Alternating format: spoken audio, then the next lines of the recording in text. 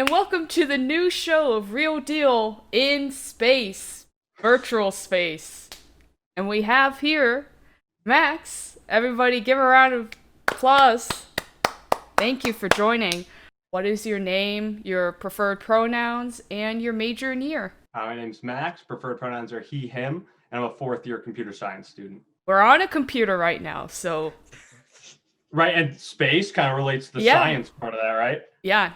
NASA, all that's perhaps going to Mars. Who knows? I actually just got back, yeah. Oh, okay. You'll have to tell us that in soon. So, while you're on Earth, what do you do here on campus? I'm an academic peer coach with the ASC.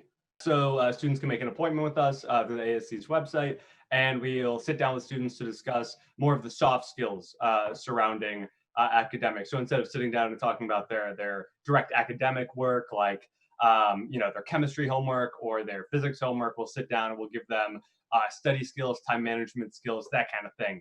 How do you feel that like COVID has affected like meeting up with students and your workflow with this?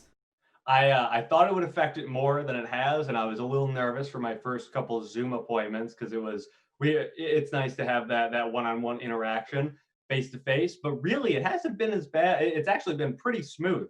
Gets a little bit in the way. We used to write on a paper, pass it back and forth, but Google Sheets kind of accomplishes the same deal. So honestly, not it hasn't really changed too much. We heard from our students that concentration has been a challenge lately, especially for me. I know I can't help but look at cute pictures of turtles while, I'm trying to be in a Zoom class. So, you personally, what are like some tips you have for that? If you have any personal things that you've changed to help with like concentrating? Yeah, one of the things I used to recommend prior to COVID was trying to vary the workspace that you're in, and that's become more difficult. It's some people don't feel comfortable being on campus. There are less spaces available on campus, all that, but you can still kind of get that done at home, whether it be going from your bedroom to the kitchen to the living room, or being in your bedroom and just if you can, if there's not too much on your desk, picking it up and just throwing it across the room. Not literally, but Yeah. moving it across the room for a little bit, just having that little bit of space change, because everything in your eye shot is going to be different. There's something about that mental shift that really helps. That's actually a great tip. Like, I kind of like the whole like change of scenery, get you like both literally and figuratively in a different mental space, More space For sure. theme. It just it keeps coming. It just keeps going. Yeah. Everything space. Everything is space. Do you have like like your top 3 tips for students, dealing with the shift of hybrid or 100% online learning? Yeah, I would say one, varying up your location, because you especially spend way more time in the same spaces now that we're dealing with COVID-19. Aside from that, making sure to keep your schedule intact and try to recapture that routine you had prior to COVID. So trying to recapture that routine and act like you have to get up at a certain time, or that things are a little more structured, just to kind of put you in that mental state of structure. Another small thing that I realized when I was on co-op back this past March was I cannot work in my pajamas. I am not in the mindset. I still have to get dressed and everything as if I was going to work, and that really puts me in that mindset, especially with classes too. If I roll out of bed at 10 and my class is at 10:30 and I'm wearing pajamas, I'm going to be half asleep during that class. I still need to go through that acting like things are normal, even though everything's a little off. Kind of just helps me at least set my mind in place for a normal day. Oh yeah, dress for success. That's why it's a phrase. That's why it's true. Speaking of true, what is true is that now it's time for do you hear that? Do you hear the music? It's time for a Kim crazy segment. Our first segment is going to be Where in the World is Kim? And so I'm going to magically teleport into a mysterious location, and you are going to have to guess where I am. Are you ready?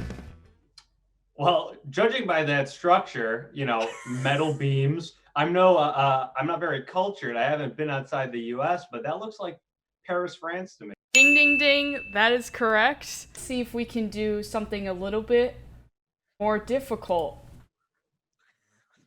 Okay. Well, judging by the windows, I see a little bit of a brush. Okay, maybe you're at a beach house, right? A nice beach house. You have a piano in there. You're cultured, I could tell. Thank you. There's a fireplace that I don't know if that's a digital fireplace or not, but I'm gonna, probably you have a fancy painting. You obviously have taste in art. I'm gonna say a beach house.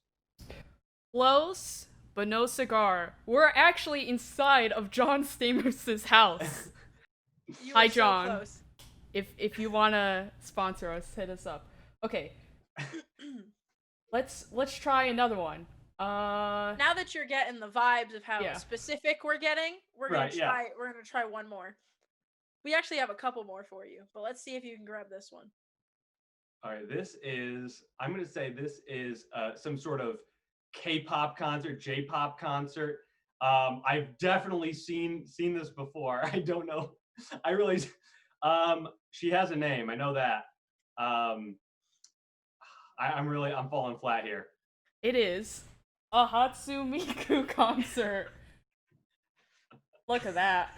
Yeah. Whoa. Crazy I'm at the times. rave. I'm at the rave.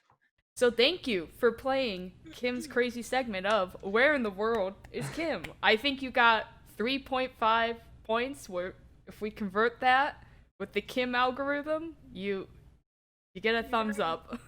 You earn 3 months in monies. Yeah. I'll take it.